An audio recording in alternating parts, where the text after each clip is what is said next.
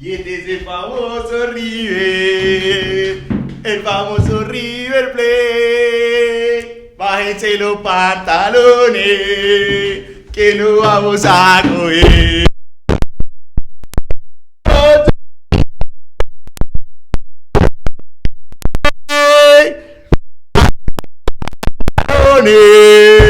Que lo vamos a coger. ¡Qué partido! ¡Qué partido, River de mi vida! ¡Qué partido! Lo ponemos por acá. ¡Qué partido, por amor a Dios! ¡Qué partido! Me gusta cuando River en condición de local se hace fuerte.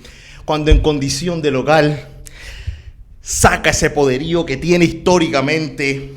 Cuando le tira a la cancha esa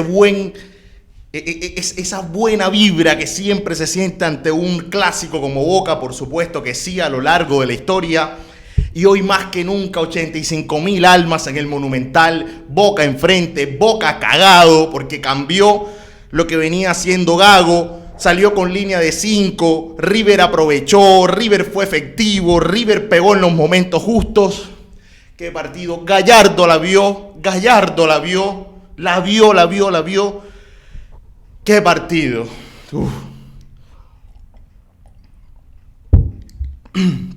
Qué partido el de River de hoy. Qué partido el de River, sobre todo en la primera mitad. En la primera mitad, el conjunto millonario, bien digo, tranquilamente pudo irse al entretiempo ganando por diferencia de 2 o 3 goles. Tranquilamente. Y no lo hizo solamente porque quizá no estuvo efectivo, no estuvo tan fino en la definición. Y en intercambiar por gol todo eso que había generado, todas esas opciones que justamente había decantado de cara al arco de Marchesín. Y solamente por eso y por un par de desconcentraciones, sobre todo con Pesela en la primera mitad, es donde Boca intentó quizá torcer un poco la historia como venía a la mano, pero River Plate estaba haciendo más en el primer tiempo para ampliar la ventaja, para ensanchar un poco más la diferencia con respecto a Boca Juniors. Gente, suscríbanse, dejen un me gusta, dejen un comentario. Seguimos, por supuesto, la conversación en los comentarios y ya vamos a desandar el análisis de River 2, Boca 1. River 2, Boca 1. Y un partido que en la previa, bien lo decía en reacciones anteriores, era muy importante y era clave para River haberse repuesto en la fecha anterior por el torneo local, goleando a Gimnasia en el Bosque. Y también era clave la remontada, o también fue clave la remontada en Copa Libertadores. Un River más allá de un mix que presentó en Libertadores con titulares y suplentes, que iba 2-0 abajo, que lo remontó, que quedó 2-2, pero prácticamente fue un partido por Copa Libertadores que se fue con un buen sabor de boca, que se fue con ese sentido de haberlo remontado, de haber estado prácticamente en la lona y que después en un segundo tiempo lo recuperó, y eso hacía que River llegase a este partido con Boca Juniors entero. Y ya entonces era un equipo que te estaba dando una buena sensación con Gimnasia, que te demostró que podía revertir una situación compleja como en Copa Libertadores, como lo tuvo en Copa Libertadores, y entonces ante Independiente del Valle. Y entonces hoy se presentó este River. Se presentó un River con coraje, se presentó un River con buen juego, se presentó un River con los jugadores que mostraron un buen nivel, salvo el lunar, y ya lo vamos a decir, por supuesto, de Pesela en ese error en el primer tiempo que le permitió el gol a Miguel Merentiel. Pero el resto fue un River dinámico, fue un River que fue al ataque, un River que se asoció, un River que encontró en Mastantuono un chico de 17 benditos años. 17 benditos años. Yo con 17 años todavía estaba terminando la secundaria. Y cuando tú tienes un tipo de jugadores de este tipo, cuando tienes un tipo de jugador que son jóvenes pero que son talentosos, que te rompen el partido, que te rompen el molde, que siempre tienen un as bajo la manga, encuentras soluciones. Y fue lo que encontró River Plate el día de hoy en Franco Mastantuono, que cuando se asoció, que siempre que intervino, que siempre que dialogó con la pelota, siempre hizo daño, o filtrando un pase, o asociándose, o dejando un compañero con ventaja, o anotando la majestuosidad de gol que convirtió el día de hoy ante Boca Juniors, ante Marchesín, que no hizo absolutamente nada. Solamente le hizo la vista y creía que con la vista la iba a sacar y nada que ver. Una pelota, un cobro excepcional que la colgó en todo el ángulo, que no le dio posibilidad alguna a Marchesín y desequilibra el clásico a favor de River. Y por supuesto River envalentonado con 85.000 almas a favor. Estaba jugando bien el equipo de Marcelo Gallardo con ese golazo de Mastantuono. El chico, mejor dicho, muerto del orgullo, dejando todo, se consagra con su gol dentro de los clásicos, dentro de la historia grande de los clásicos del fútbol argentino. Porque eso fue lo que hizo Mastantuono el día de hoy con tremendo golazo. Meterse en la historia grande del fútbol argentino. Porque este tipo de goles se va a recordar por la historia del fútbol argentino en lo que tiene que ver por lo menos con los clásicos entre River y Boca.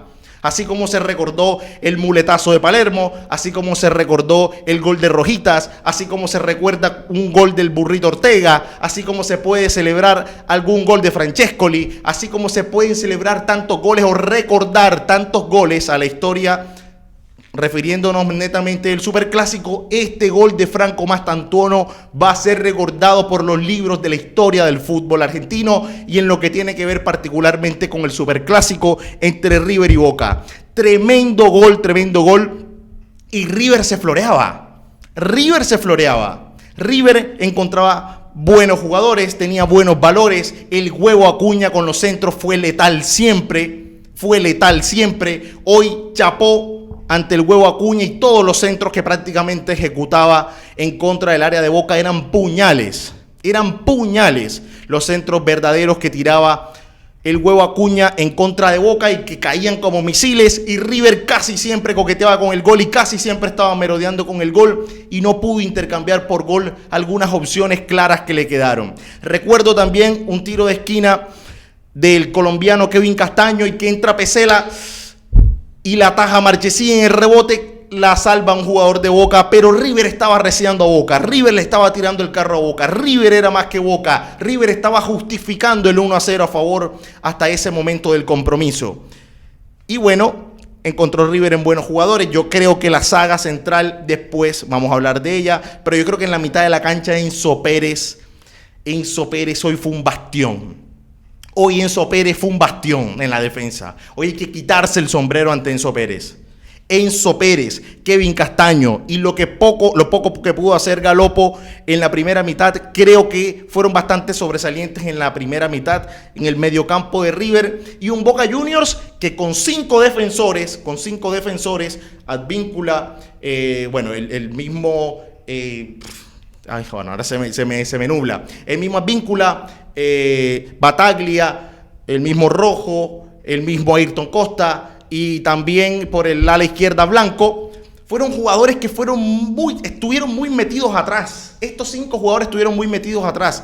Y cuando se creía que de pronto Advíncula por derecha y Blanco por izquierda iban a hacerle más daño a River en el medio campo, no fue así. Y entonces Enzo Pérez se termina haciendo dueño de la mitad de la cancha, se termina haciendo baluarte en serio de la mitad de la cancha, y sus dos alas, tanto Kevin Castaño, creo más que Kevin Castaño fue más figura o que se destacó un poco más que Galopo porque jugó solamente 45 minutos prácticamente y que después se terminó cambiando por la lesión, termina sacando River ventaja en el mediocampo. Y regularmente cuando los equipos te ganan el mediocampo, te terminan sacando una ventaja enorme. ¿Por qué? Porque es el lugar donde se gestan las jugadas, es el lugar donde se piensa, es el lugar donde se regula, es bastante neurálgico el mediocampo, es bastante vital, y en ese orden de ideas River sacó ventaja, Boca no tanto. Creo que el chico Delgado termina siendo uno de los mejores jugadores de Boca, pero quienes tenía al lado sí no fueron tal, porque el chileno Palacios no apareció prácticamente, porque Belmonte prácticamente tampoco apareció. Entonces, en ese orden de ideas, River estaba envalentonado en ataque, tirado, volcado al ataque, con opciones, con peligro, con llegadas, cazando rebotes, cazando segundas jugadas, y Boca era un equipo que estaba prácticamente aguantando el golpe de River, defendiendo el golpe de River y estando a la expectativa para encontrar la mínima oportunidad, la mínima ventaja que le diera River, la mínima concesión que le diera el conjunto millonario en defensa para poder atacar, para poder golpear, y así lo hizo. Y así también lo hizo Boca. Porque cuando River estaba sumamente positivo ante Boca Juniors, Boca encontró en esa falencia mínima que tuvo Pesela, pero que después se hace grande porque termina intercambiándola por gol Miguel Merentiel. Allí como que River sintió una vez más ese fantasma de que volvían los errores en defensa, que volvían las ventajas en defensa. Pesela prácticamente hizo un error de amateur o de cálculo porque intenta medir la pelota, no la mide bien, lo supera la pelota. Miguel Merentiel está a la expectativa, le gana, lo supera, pero además su dupla central, porque sale Pesela, pero quien lo debería respaldar, que era Martínez Cuarta, también estaba desfasado, también estaba pasado de la línea. Entonces Miguel Merentiel no tuvo de otra que encaminarse hasta el arco de Armani y definir ante la salida del portero de River 1-1. Y allí decíamos, pero si River, ¿qué más tiene que hacer? Estaba jugando bien, encontraba asociaciones, llegaba con peligro, tenía opciones para ampliar el marcador, prácticamente tenía Boca metido entre su arco. River se deja empatar un partido por un error individual en defensa, pero que después tiene también un poco de responsabilidad también Martínez Cuarta. Y River tenía un partido muy positivo y de repente le echan sal al tinto, de repente se daña todo lo que se venía haciendo.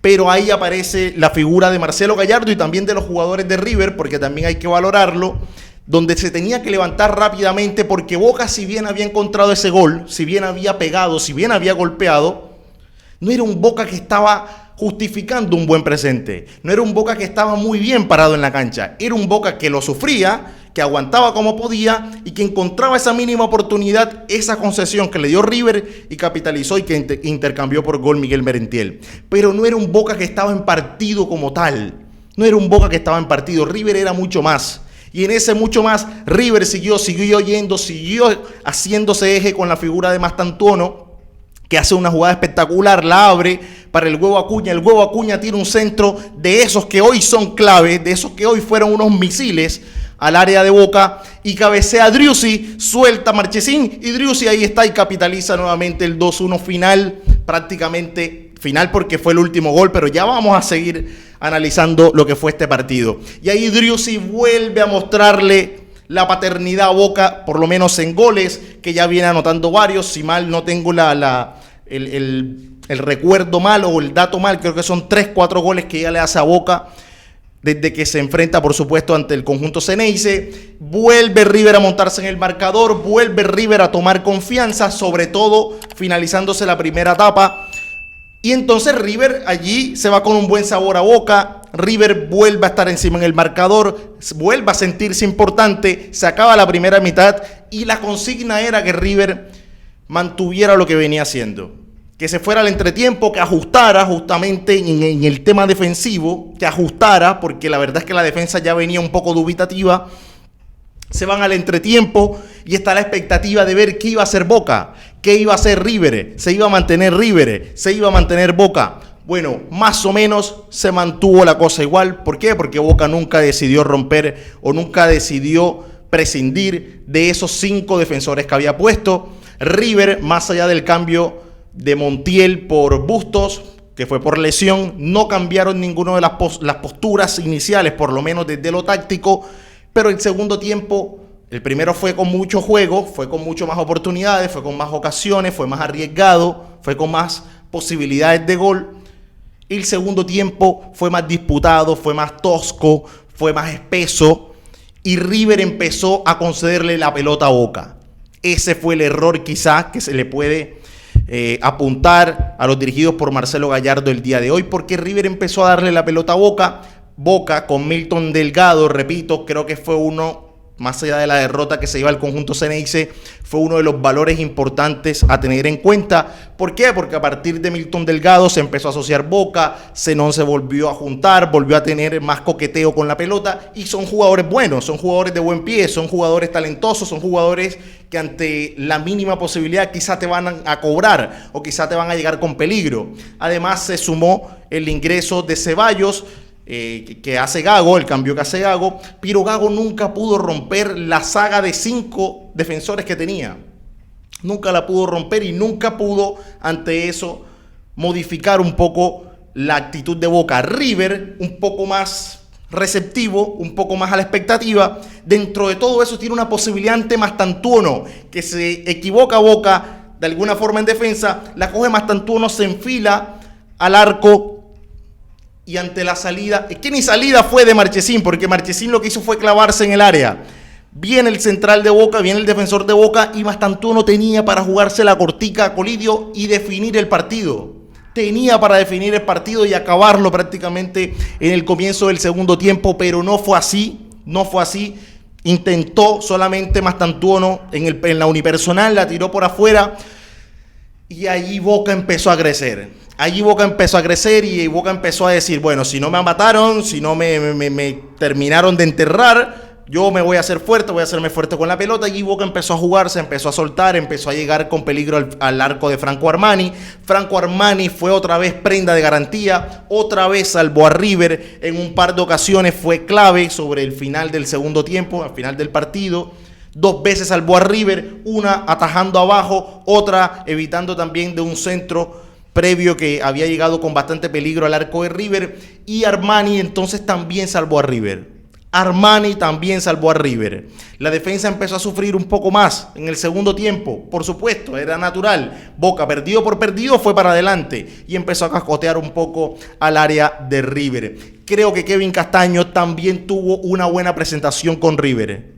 En el primer tiempo, siendo ala de apoyo de Enzo Pérez y en la segunda mitad aguantando también cuando River tenía que sufrir, sacando la pelota cuando River tenía que sacarla, asociándose de alguna forma con los demás volantes. Después entró Mesa, después entraron otros jugadores que a River también le dieron otra dinámica distinta, por lo menos. Ya no fue el mismo River explosivo, fue un River más receptivo y que intentaba más o menos ver el hueco, la concesión que daba Boca para explotar ese hueco o para explotar esa oportunidad.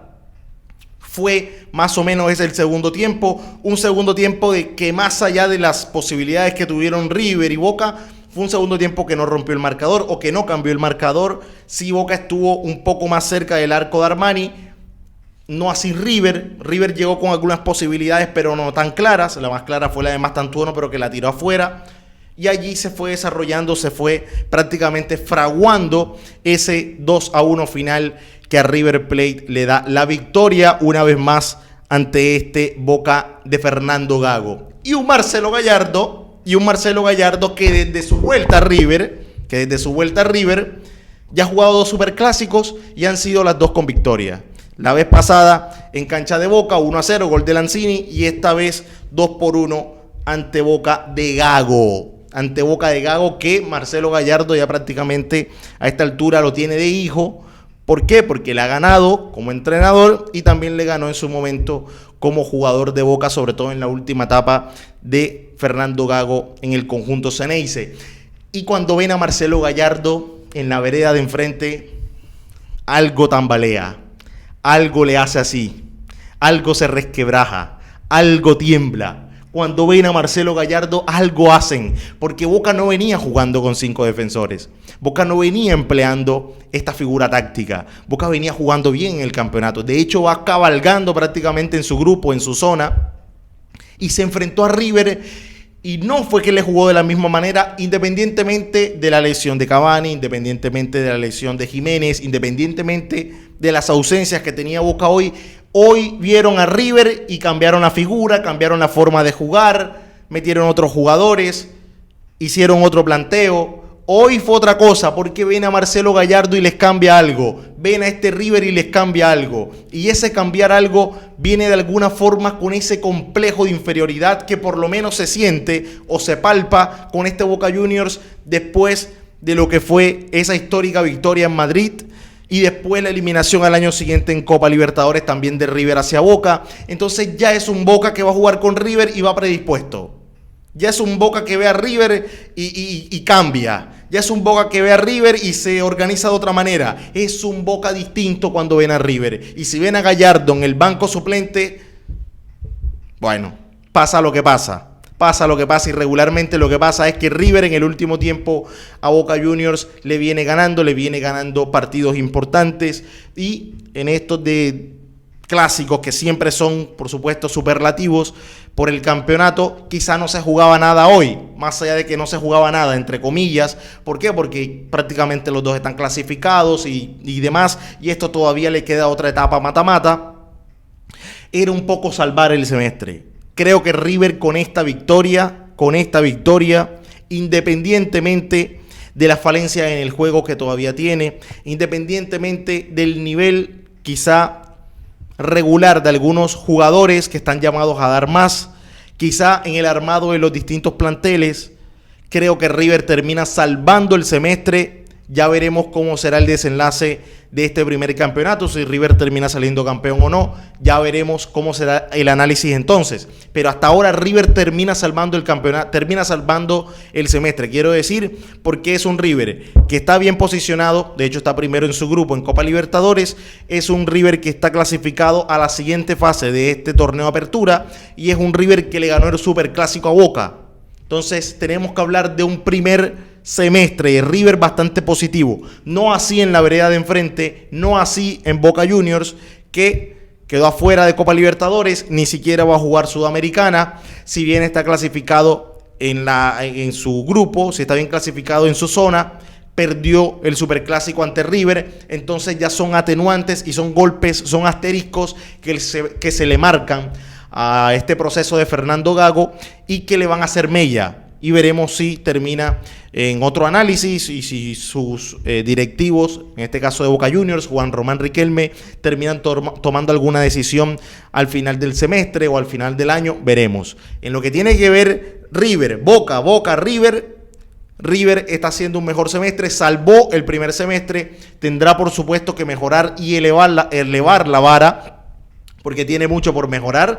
Lo del clásico fue importante, ojalá que sea un puntapié para seguir creciendo desde lo futbolístico, pero River sacó una buena calificación en este primer semestre, hoy con la victoria ante su clásico de toda la vida, así se refrenda.